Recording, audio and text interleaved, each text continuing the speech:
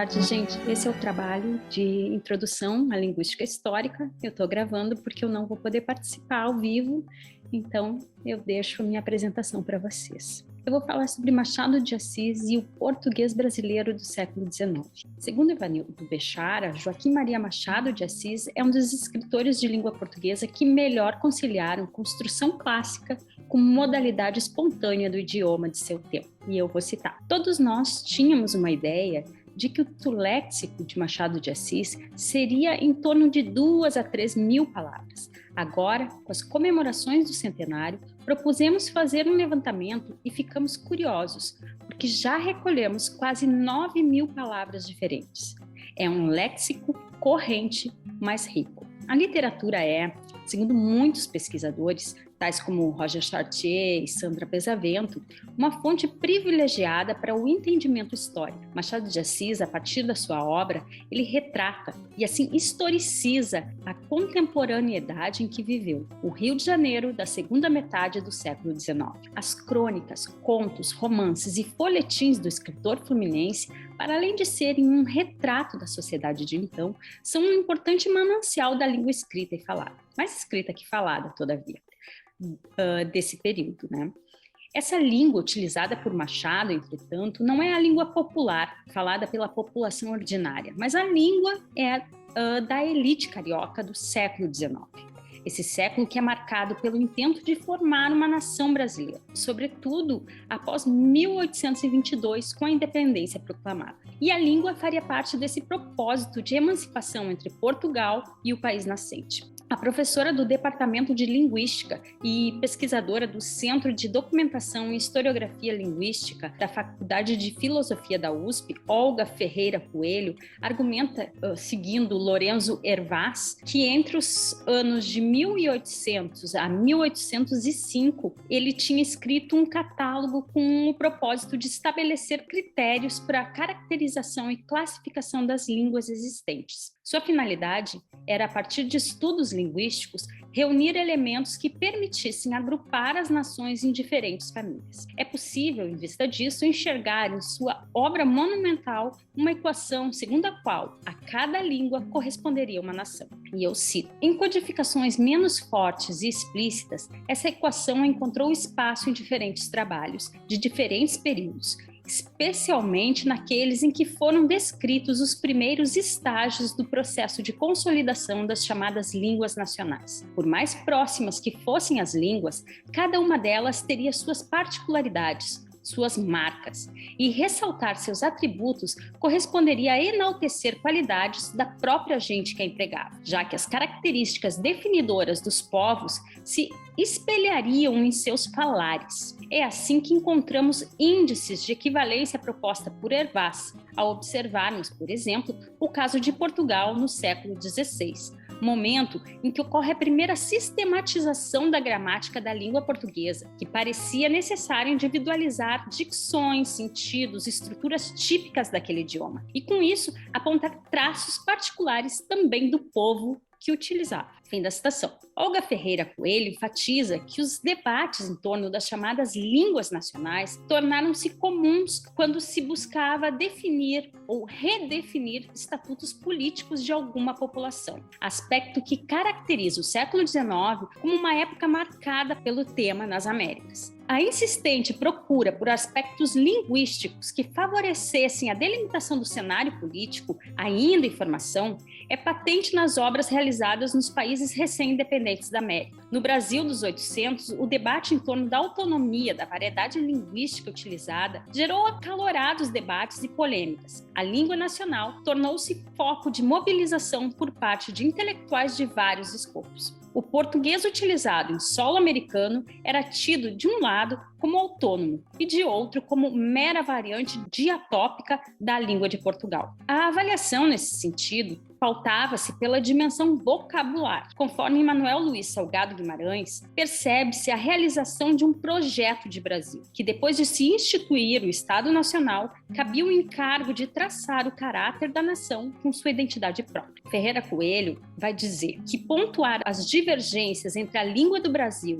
e a de Portugal certamente menos menos pura e menos conservadora levaria ao inevitável reconhecimento das produções literárias locais. O pressuposto era que, para uma literatura ser reconhecida, deveria ser veiculada em idioma de cultura. Portanto, não era possível aceitar que o português do Brasil continuasse a ser considerado como corrupção do português da Europa. Legitimar a língua do Brasil significava tornar sua literatura digna. O raciocínio inverso também era válido e ampliava os efeitos do ato de escrever e analisar o brasileiro, à medida que a língua taxada pelos portugueses de incorreta ganhasse os textos literários, receberia o predicado de civilizada, e este poderia ser estendido à nação. Era necessário, portanto, imprimir à alegada língua inculta do Brasil o cunho dos idiomas literários, dar-lhes forros de cidade, para que pudesse exemplificar a pujança do Estado que a abrigava. Em um ensaio publicado no ano de 1879, no periódico O Novo Mundo,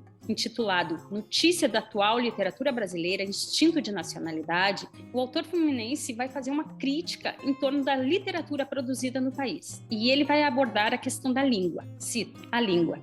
Entre os muitos méritos dos nossos livros, nem sempre figura o da pureza da linguagem. Não é raro ver intercalado, em bom estilo, os solecismos. Solecismos são barbarismos, são erros. Os solecismos da linguagem comum, defeito grave, a que se junta o da excessiva influência da língua francesa. Este ponto é objeto de divergência entre os nossos escritores. Divergência, digo, porque se alguns caem naqueles defeitos por ignorância ou preguiça, outros há que os adotam por princípio, ou antes, por uma exageração de princípio. Não há dúvida que as línguas se aumentam e alteram com o tempo e as necessidades dos usos e costumes. Querer que a nossa pare no século de 500 é um erro igual ao de afirmar que a sua transplantação para a América não lhe inseriu riquezas novas.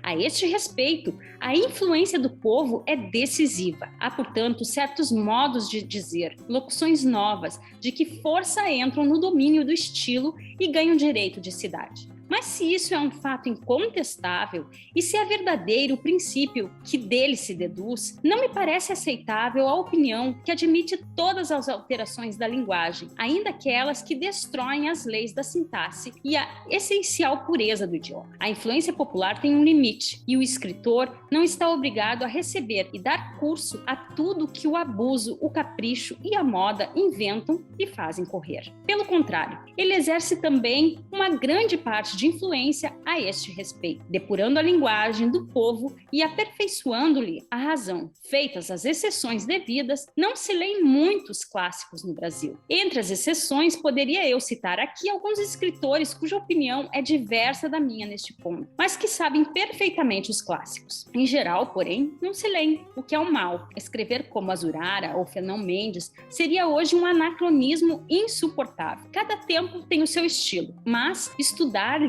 as formas mais apuradas da linguagem, desentranhar deles mil riquezas que à força de velhas se fazem novas, não me parece que se deva desprezar. Nem tudo tinham os antigos, nem tudo tem os modernos. Com os haveres de um e outros é que se enriquece o pecúlio comum. Outra coisa de que eu quisera persuadir a mocidade é que a precipitação não lhe afiança muita vida aos seus escritos. Há um prurido de escrever muito depressa. Tira-se disso glória, e não posso negar que é caminho de aplauso. A intenção de igualar as criações do espírito com as da matéria, como se elas não fossem, neste caso, inconciliáveis. Faça muito embora um homem a volta ao mundo em 80 dias. Para uma obra-prima do espírito, não precisamos alguns mais. Aqui termina esta notícia. Viva a imaginação, delicadeza e força de sentimentos. Graças de estilo, dotes de observação e análise, ausência às vezes de gosto, carência às vezes de reflexão e pausa. Língua nem sempre pura, nem sempre copiosa. Muita cor local, eis aqui, por alto, os defeitos e as excelências da atual literatura brasileira, que ha dado bastante e tem certíssimo futuro.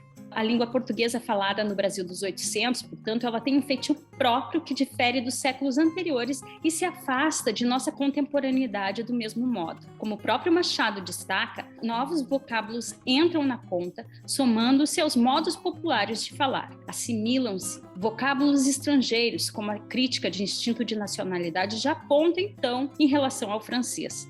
Entre diversos fatores que fazem as transformações de um idioma ao longo do tempo, como a língua viva e em devir. Então, vamos lá, cabe assinalar alguns aspectos da diferença explicitados em um conto do autor de Memórias Póstumas de Brás Cubas. O conto se chama Questão de Vaidade. Ele foi publicado em 1863 no Jornal das Famílias, jornal que circulava no período de 1863 até 1878 e foi escolhido para visualizarmos as diferenças na escrita e na representação da fala do período que podem ser vistas nessa escrita machadiana. Cabe destacar que o Jornal das Famílias era destinado ao público feminino. Seu editor era o francês Baptiste Louis Garnier.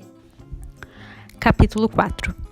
Deixando a casa de Maria Luísa, Eduardo tomou um tílburi e mandou tocar para a Ponte das Barcas de São Domingos. Dentro de 10 minutos estava lá. Apeou, pagou o tílburi e entrou na estação. Ali esperou a primeira barca que deveria partir e que era das 2 horas. Entre os passageiros que esperavam, houve um que mereceu desde logo a atenção e os cumprimentos de Eduardo.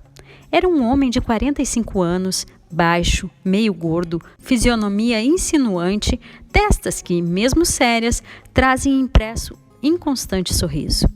Eduardo dirigiu-se para ele e cumprimentou-o afetuosamente, dizendo: "O Sr. Almeida dá-me um grande prazer. Não contava desde já o prazer de cumprimentá-lo." "Por quê?" perguntou o indivíduo, dando a Eduardo lugar ao pé de si. "Porque só daqui a 3/4 de hora contava estar em sua casa." "Ah, tanto melhor, tanto melhor. Toda a família está boa?" "Tudo vai indo, obrigado. Há quantos dias não vai lá?" "Creio que há 2. Ainda ontem, Sara falou em seu nome." "Ontem não. Creio que foi hoje de manhã."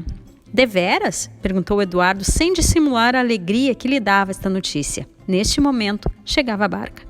Os dois tomaram passagem e daí a 3/4 de hora estavam à porta da chácara de Almeida. Então, nesse trecho, a gente pode notar facilmente diferenças marcantes entre a variante do português do centro do Brasil do século XIX e o português realizado no mesmo espaço geográfico, mas com 2 séculos de distância. Então, espero que tenha contribuído de alguma forma e é esse o meu trabalho. Obrigada.